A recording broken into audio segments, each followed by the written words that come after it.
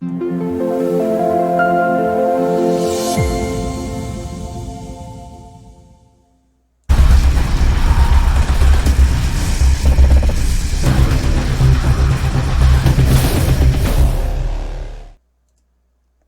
everybody. This is Justin Case of American Newscape, rejoining our friend, coach, author, media personality, Jeff Griffin of Griffin Motivation.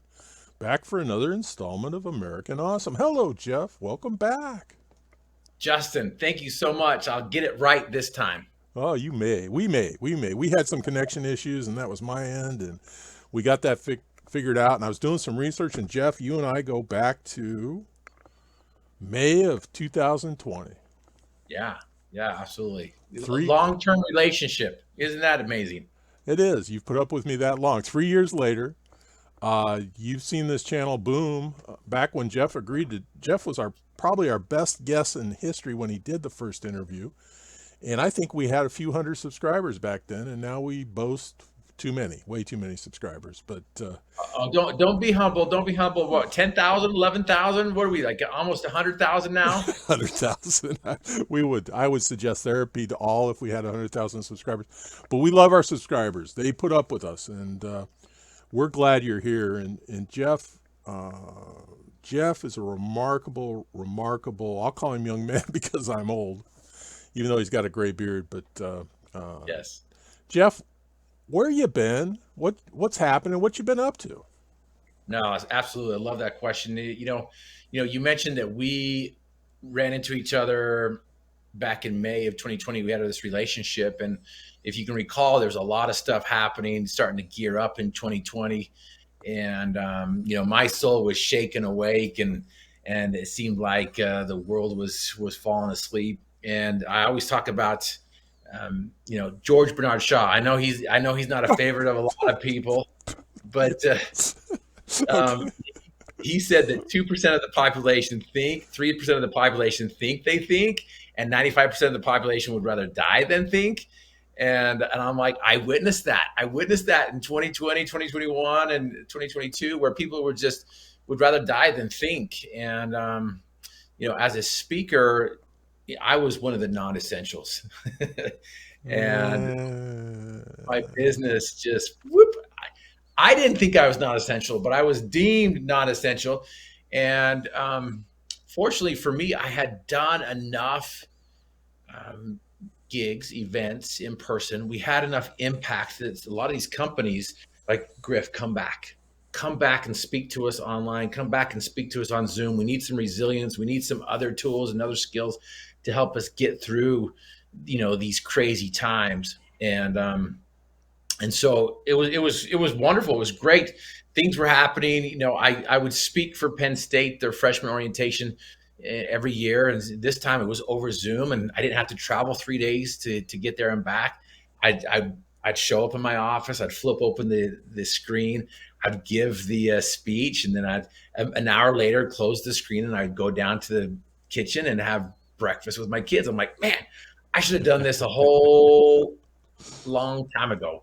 But it's not the same. It's not the same being in person, where I feed off the energy, they feed off my energy, and there's that transformation that takes place. There's that life-altering experience that they happen with the addition of that energy that's in the room. And fortunately for me, I spoke to a company twice, and we moved the needle for their company. We went to their safety summit. We spoke at their safety summit and made sure that, that their safety numbers were going down. And 6 months later, they asked me to come back to their quality summit, and we impacted their company. And at the end of 2020, they asked me to come be their business development guy. And I'm like, well, what does that mean? What does this entail? Like, we've never done it before.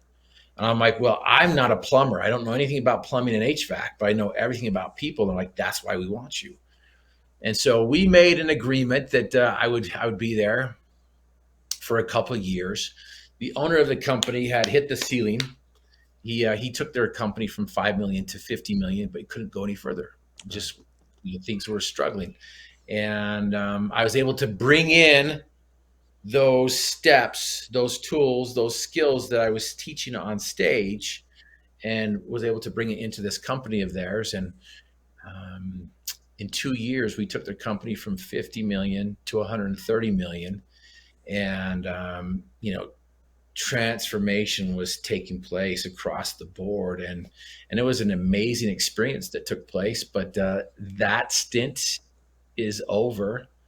And my stint of getting out there and helping people overcome their mental paralysis is beginning again. I'm expanding to the whole world, not just the United States. We have an online course that can help people change their mental paralysis. But 2023 is looking amazing. Well, it is, and Jeff, when I'm wondering if it had not been for the pandemic, if we would have been blessed to have met you. And the idea that you were non-essential is ridiculous, because for us, people with your energy, with your forward thinking, you helped us get through it. You actually helped us get through it. And the other group that helped me get through it, and I don't want you to take offense to this, were all those clean comedians I was interviewing, because There they you were go. keeping me laughing. And they wouldn't have been available had it not been for the pandemic. So you were essential, and you were a blessing, and we're glad you came through it. And one thing about Jeff Griffin, and I say this with the utmost confidence, he leaves everybody better than when he found them.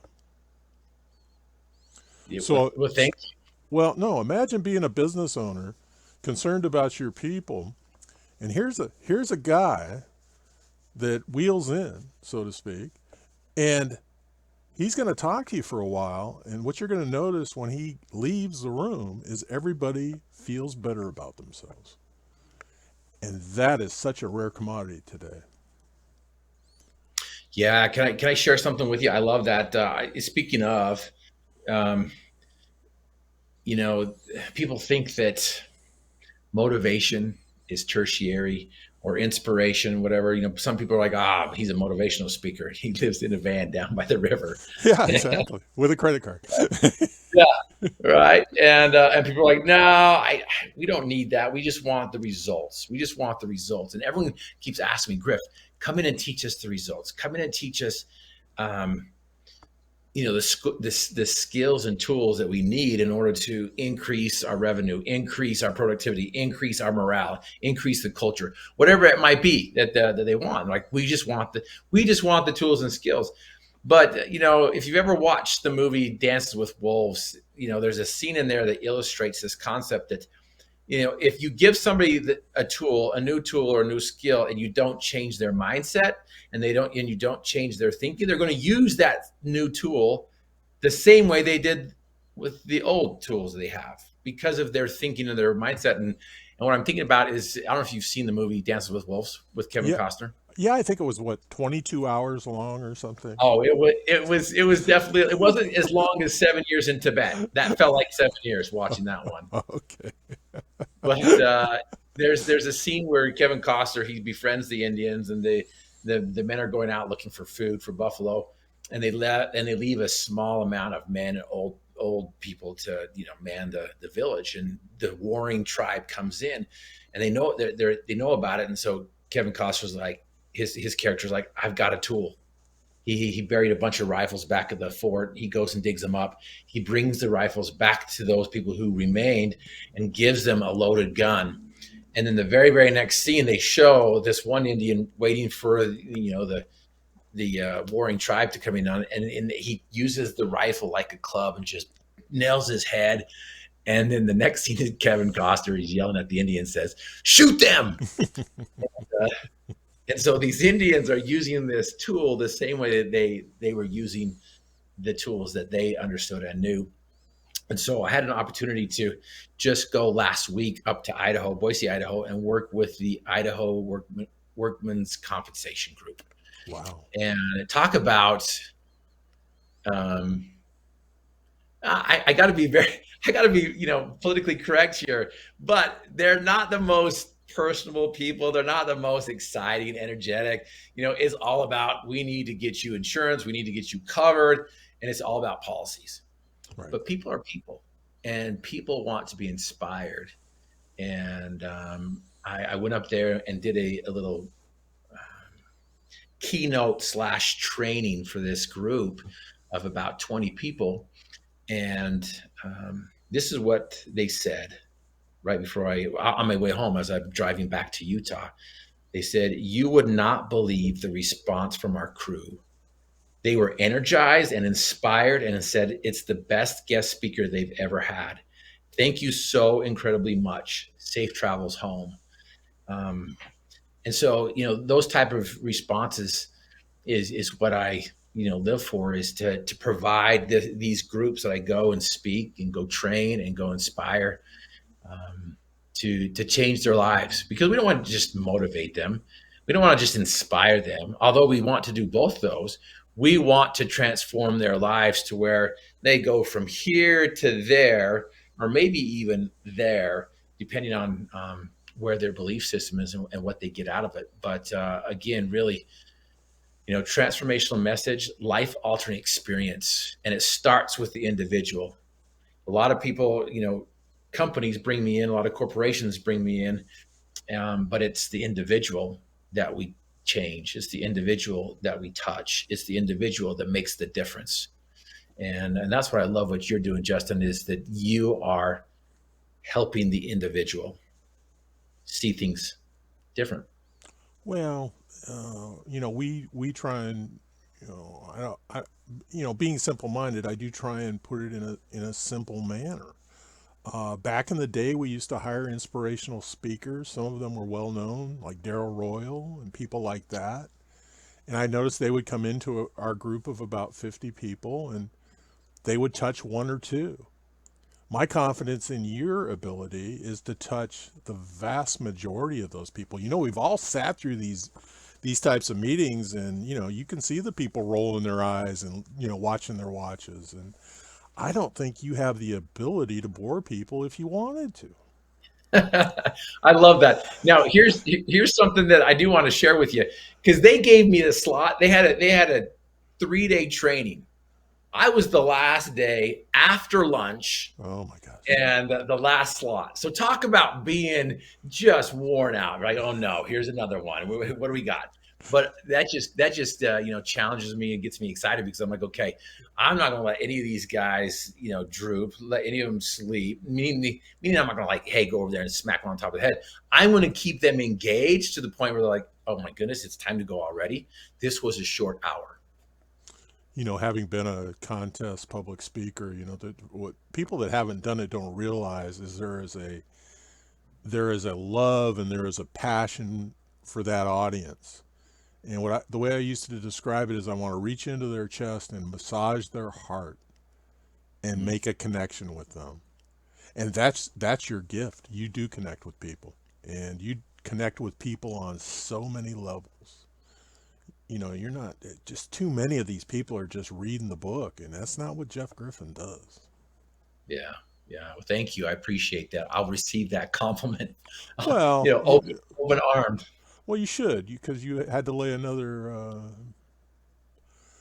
quote on me from a guy, really, George Bernard Shaw. You did that to me. I know. I do that out there because I know how much you love him. Even though he helped write the thesaurus or whatever that was. He's an intelligent man, but maybe not a wise man. And there's difference between, wisdom and knowledge. Well, no, what people don't realize is Jeff has this other side, and he knows how I feel about him. So he knows how he was just quick to quote him once again. Yeah, absolutely. But that quote, it's so, I saw that in these last years, where it's like, 2% of the population think, 3% of the population think they think, and then 95% of the population would rather die than think. And I witnessed that during this, you can call it the pandemic, the plandemic, you can call it whatever you want to. There was a lot of that stuff that happened during those years that, I was able to sit back and, like, oh my gosh, I am witnessing this to a T. There's like 95% of the population that's willing to just not think and die. Yeah. And so the 3%, like, oh, I think I'm thinking, but really they're not. And so how do we become the 2%? How do we become the 2%? And that's what I love about you, is because you're willing to push people's Buttons. thinking. That is that's what's important is Yeah. different isn't always better, but better is always different. And if we want to make things better, we're going to have to think different. And so I love the fact that you're like, I'm going to give you some different information that the mainstream media or these other sources are giving you, and I'm going to cause you to think, because that's really what lasts, Yeah. is truth. And we've got to be able to think. And if it holds light and it holds water, then it can be questioned all day long, and it doesn't matter, because it's still going to remain true. Well, and that's right. And Jeff, everybody out there, Jeff and I don't agree on everything, but I think we respect each other, and we do respect the passion that we bring to this, and we're excited that you're here to listen to this. Yeah. Yeah, absolutely. Okay, Jeff. Now, give us. I know you have a million of them, but give us one point that you'd like us to leave here with to help make tomorrow a better day for us. Now this is going to come from another guy. I don't know if you like him or not, but from Ralph Waldo Emerson. I like him better than yes, I do like him better. Okay. Anyway, I call it the possibility principle. I know I've shared this before in the past with your listeners, but again, it's so true to today as well. And it's the possibility principle. It's what allows us to change our thinking, and to not maybe just change it, but improve our thinking and go a little bit deeper and make things better. And I call it the P squared mindset. The P squared mindset allows you to match up your desires with your dreams, and it opens up the floodgates of imagination and helps you live life in color. The P squared mindset will teach you what success is, and most of us think that the opposite of success is failure. And I've never met anyone who has not failed their way to success. And so if you're learning something new, or you're doing something new, or you're trying something new, give yourself permission to fail, because failures at first are triumphs at last, as long as you just don't quit. I think that's the opposite of success, is to quit or to not even try. And the P squared mindset will also, teach you that it's the process that helps you progress instead of the promise. But so often we focus on the promise and we abort the process, which doesn't allow us to progress. And then, of course, the P squared mindset also teaches you to be comfortable being uncomfortable, because it's in the stretch that we find the strength. It's in the struggle that we find the strength. It's in the discomfort that we discover the light and truth. And then, of course, the last thing that the P squared mindset helps you to do is it teaches you what hope is.